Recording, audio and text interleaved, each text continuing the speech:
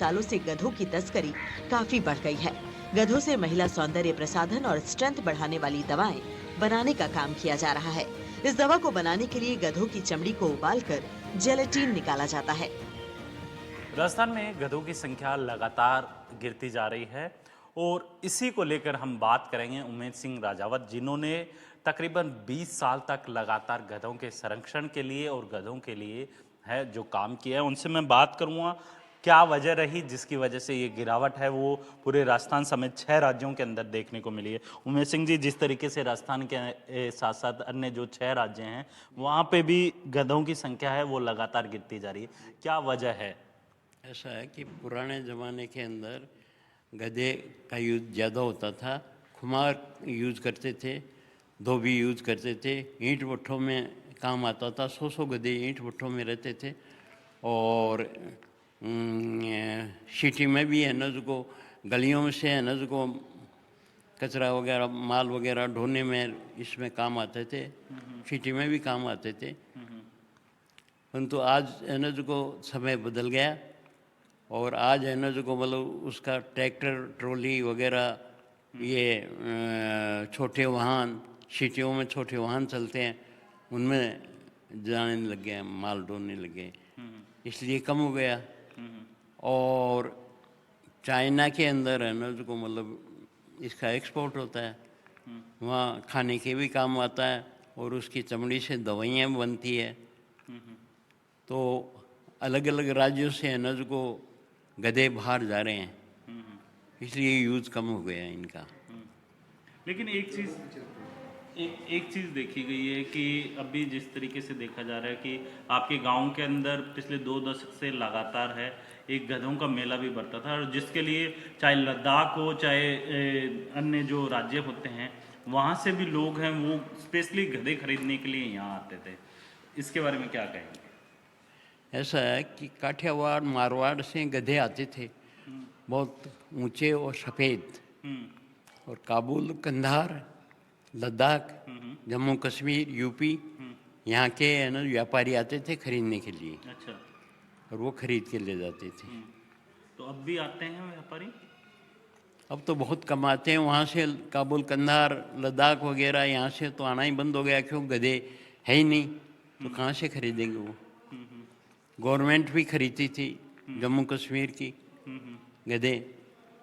अच्छा, तो अभी जैसे शरद पूर्णिमा के नवरात्रे गए हैं जी, तो उस समय भी मेला लगा होगा, तो उस समय कितने गधे क्या कुछ आए थे? 15-20 गधे कुल ही थे। अच्छा, अब इतना नहीं है? अब नहीं है, पहले न जो बहुत काफ़ी पूरा गधों का ही मेला लगता था और पूरा ग्राउंड भर जाता था गधों से। हाँ हाँ। लेकिन एक चीज़ देखी गई है कि जिस तरीके से ऊँटों को संरक्षित करने के लिए सरकार कई मुहिम भी चला रही है, तो आपको लगता है कि राजस्थान के अंदर गधों के संरक्षण के लिए भी सरकार को कोई ऐसी योजना लेके आनी चाहिए जिससे क्या है कि इनको बचाया जा सके? योजना तो ज़रूर आनी चाहिए, क्योंकि इनका भी है न जो थोड़ा बहुत तो यूज़ होता ही है, इसलिए है न जो मतलब योजना ज़रूरी है।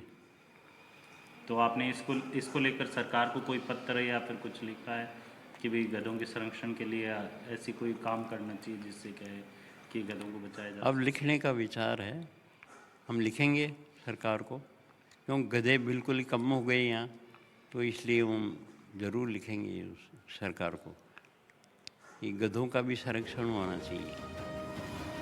यूनाइटेड किंगडम के ब्रुक इंडिया संस्थान की रिपोर्ट के मुताबिक गधों के दूध और चमड़े से कई तरह की चीजें बनाई जाती हैं, जैसे कि ब्यूटी प्रोडक्ट्स और कई तरह की दवाइयाँ। और यही वजह है कि गधों की चीन में काफी डिमांड है। वहाँ इन गधों को महंगे दाम में खरीदा जाता है।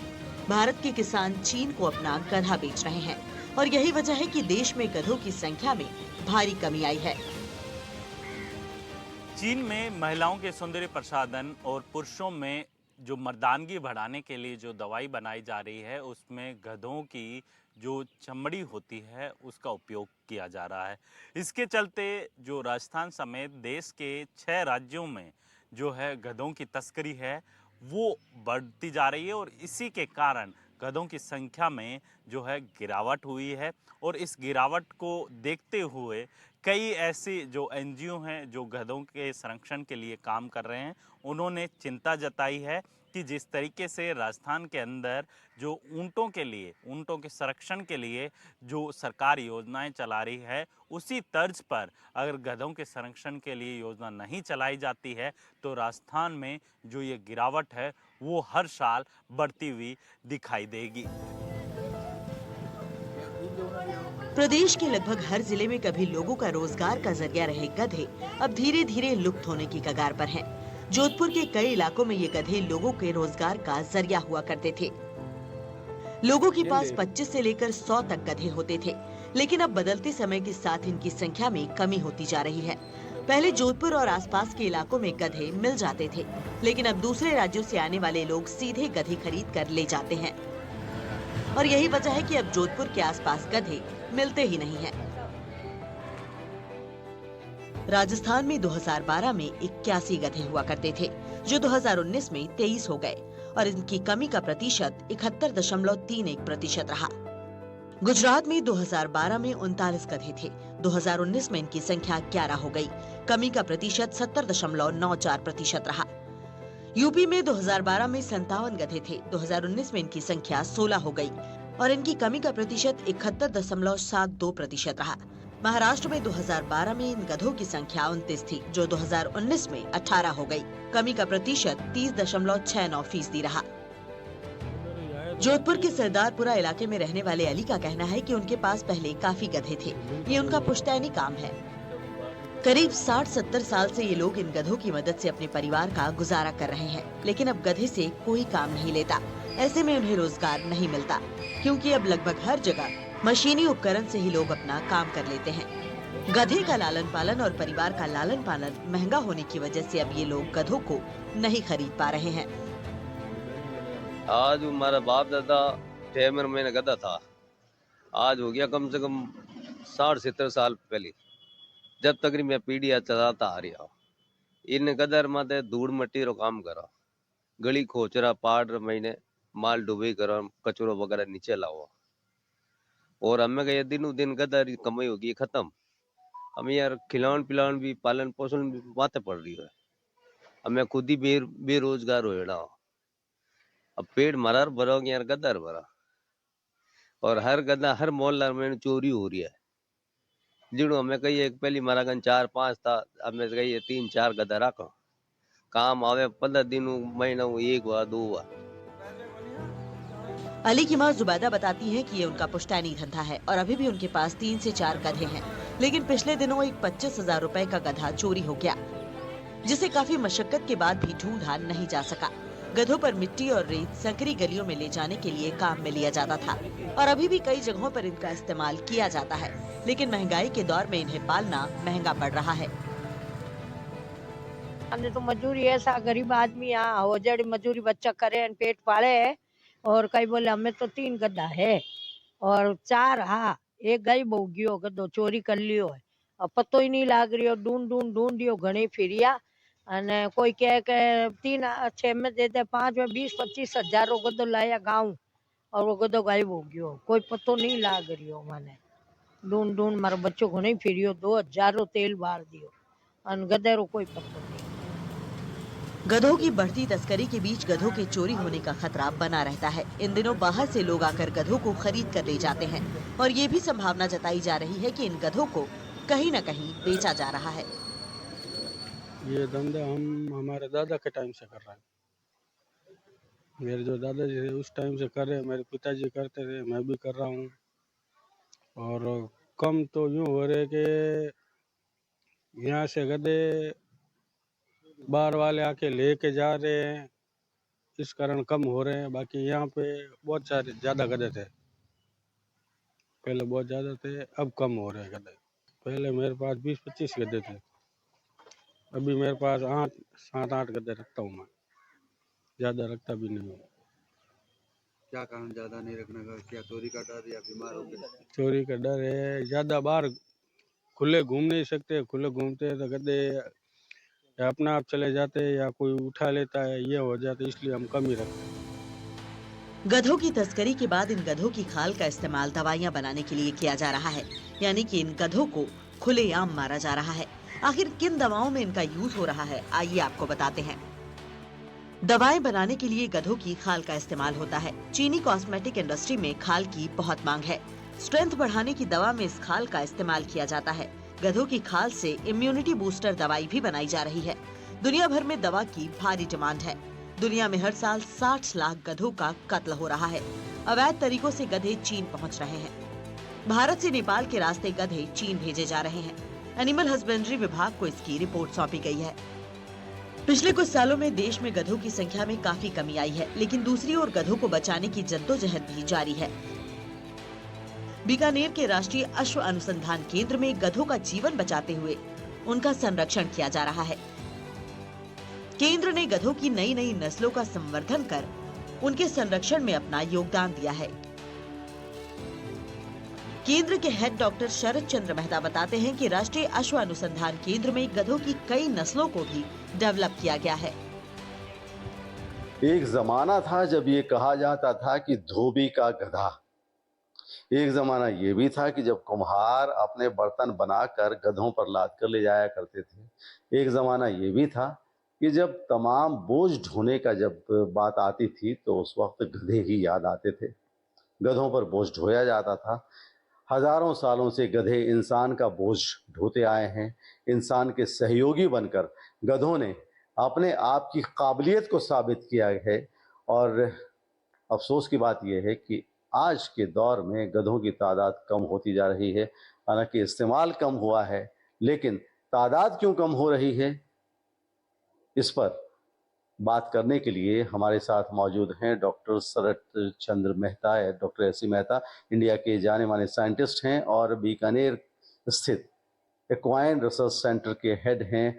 हम बात करते हैं डॉक्टर मेहता, गधा एक जहन में जो तस्वीर बनती है, एक बोझा ढोने वाला जानवर, हालांकि बड़ा खूबसूरत सा जानवर होता है, ये बोझा ढोता है, इंसान के बहुत काम का है, लेकिन इसकी तादाद आज के ज़माने में घटती जा रही है। रीज़न क्या है? देखिए, गधे की जो आबादी की बात हम करते हैं तो विश्व को देखते हैं तो पिछले 10-20 सालों में इसकी आबादी बढ़ी है, लेकिन भारत को जब देखते हैं तो इसकी आबादी हमारे कम हुई है। विश्व में जहां अफ्रीका में, पाकिस्तान में और कुछ अन्य देशों में इसकी आबादी में वृद्धि हुई है, और उसका मुख्य कारण है कि वहाँ से जो गधे हैं ज़्यादातर चीन को जाते हैं, और चीन में इसकी स्किन से एक जिलेटिनस पदार्थ निकलता है, उससे एक मेडिसिन बनाते हैं, और वो मेडिसिन जो चाइनीज़ मेडिसिन में उसको उपयोग करते हैं वो बहुत ही काम की चीज़ है, जिसके कारण चाइना में उसकी बहुत ज़्यादा मांग होती है। इसलिए विश्व परिदृश्य भारत के परिदृश्य से बहुत अलग है आज की तारीख में। हाँ, ये सच है कि भारत में अभी गधों की संख्या काफ़ी कम हुई है। वर्तमान में ये 1,20,000 हैं, और सभी को मालूम है कि जब बोझा ढोने का काम कम हो गया, लोगों ने आने जाने में इसका इस्तेमाल कम कर दिया, तो इस तरह की चीज़ आनी थी। लेकिन भारत सरकार के स्तर पर अनेकों प्रयास हो रहे हैं जिसके माध्यम से इसको बचाने को, इसको संरक्षित करने को और इनकी संख्या को वृद्धि करने के लिए कई सारी परियोजनाएं चल रही है। लेकिन डॉक्टर साहब एक बात बताएं कि आप परियोजनाएं चल रही हैं, इनका कंजर्वेशन भी किया जा रहा है, तो ये सब बेहतर है, तमाम बातें ठीक हैं, लेकिन इस्तेमाल जिस तरह से कम हुआ है, क्योंकि आज के दौर में गधे बोझ ढोने का साधन नहीं रहे, क्योंकि और बहुत से तरीके आ गए हैं, ऑटोज़ आ गए हैं, ट्रक्स आ गए हैं, तमाम चीज़ें आ गई हैं, तो ऐसे में उनका इस्तेमाल क्या हो सकता है?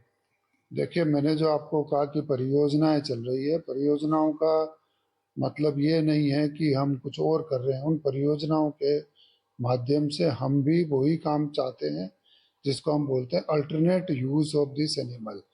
इसका वैकल्पिक उपयोग आज की परिस्थिति में क्या हो सकता है। आप सभी जानते हैं कि पहले बोझा ढोने में इस्तेमाल होता था, लेकिन अब वो काम नहीं हो रहा, तो वैकल्पिक परिस्थिति में हम इसको किस किस चीज़ में काम ले सकते हैं, उसी तरह की इसमें परियोजनाएं चल रही है।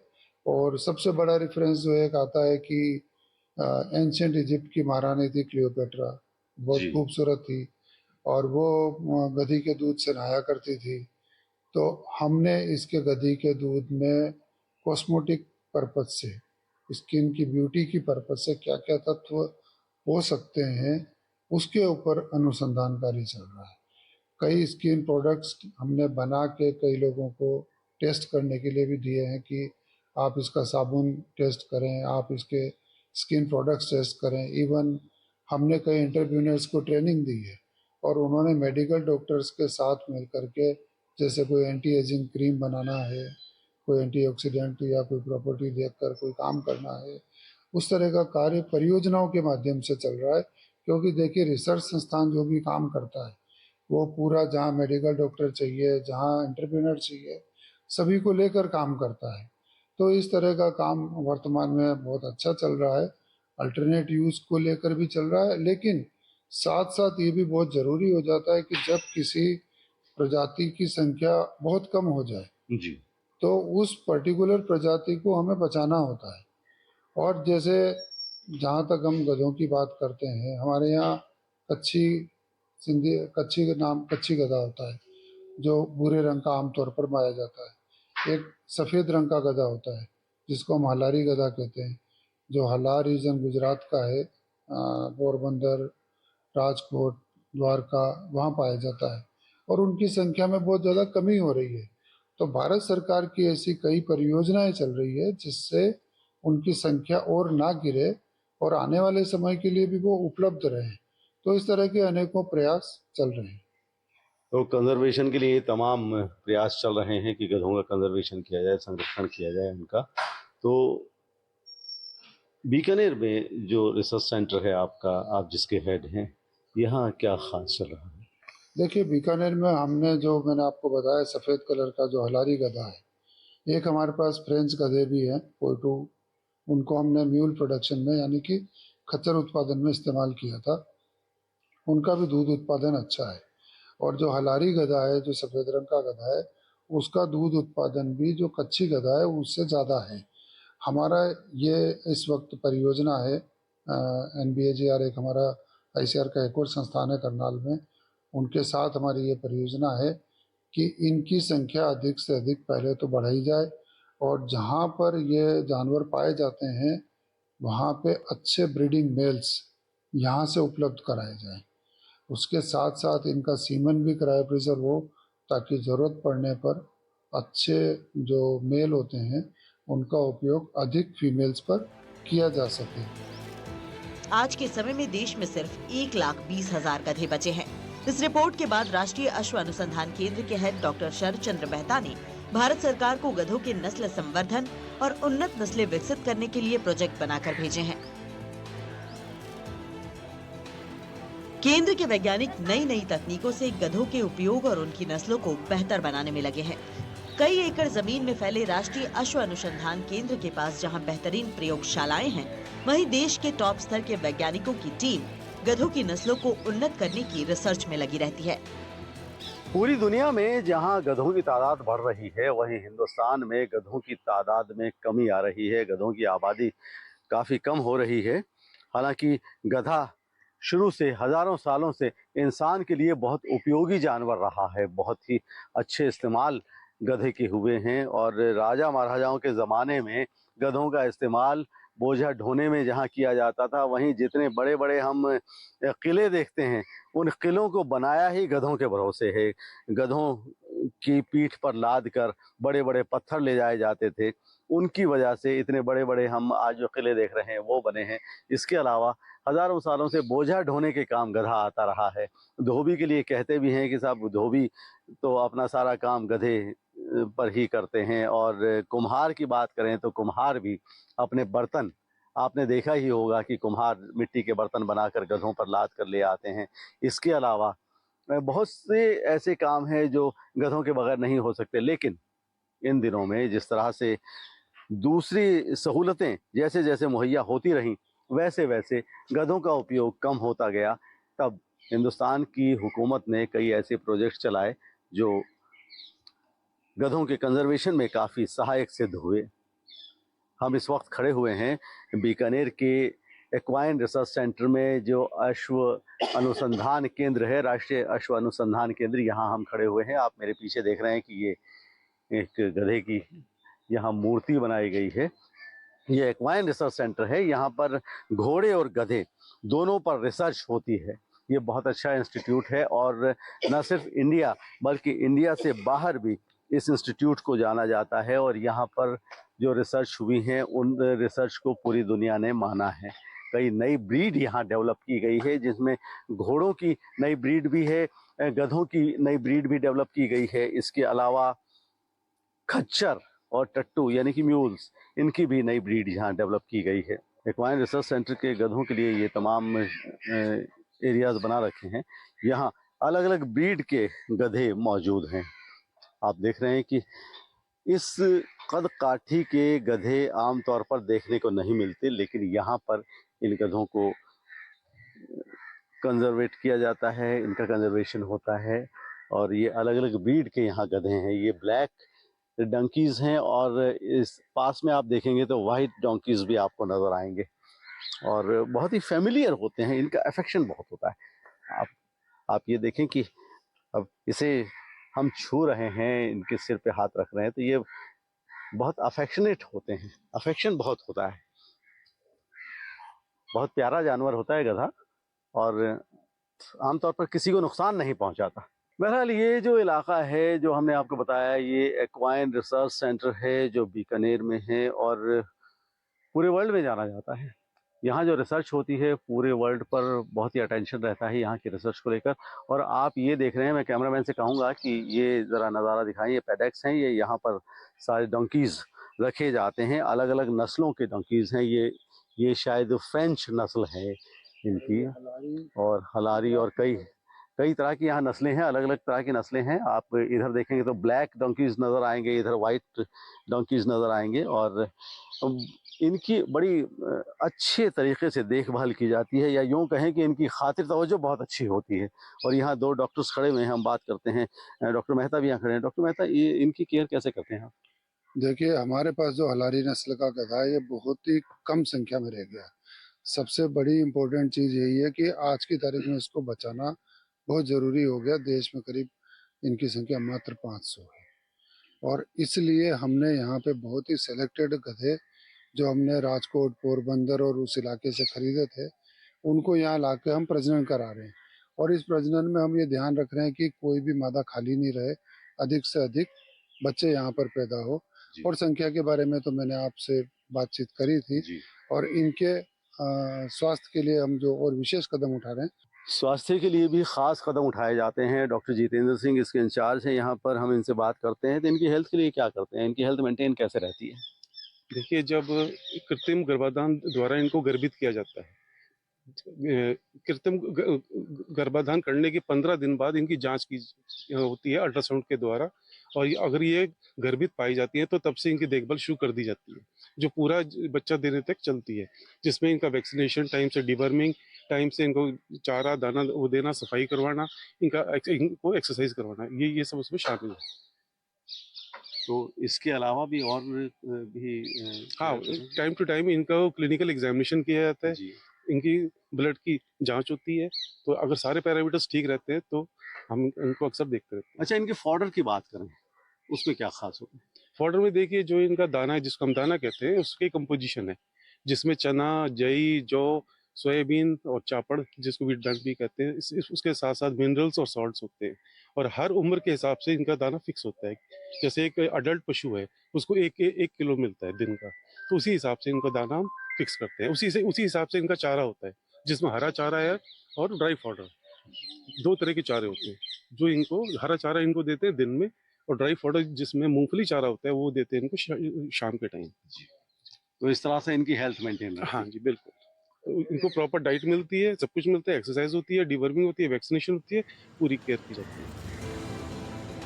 हजारों सालों तक बोझा ढोने के मामले में गधे ने अपनी जिम्मेदारी बखूबी निभाई और जब तक इंसान गधों को अपना साथी समझता रहा, तब तक उनकी संख्या भी उपयोग के अनुपात में ठीक रही। लेकिन जैसे जैसे वजन ढोने के मामले में गधों की उपयोगिता घटती गई, वैसे वैसे इनकी तादाद में कमी आने लगी और आज हालात ये है कि लगभग पूरे देश में गधों की संख्या काफी कम हो गई है। इन्हें संरक्षण की दरकार है और अगर इनका संरक्षण नहीं हुआ और ज्यादा दिनों तक ऐसा ही चलता रहा तो वो दिन भी दूर नहीं जब गधे पूरी तरह से विलुप्त हो जाएंगे।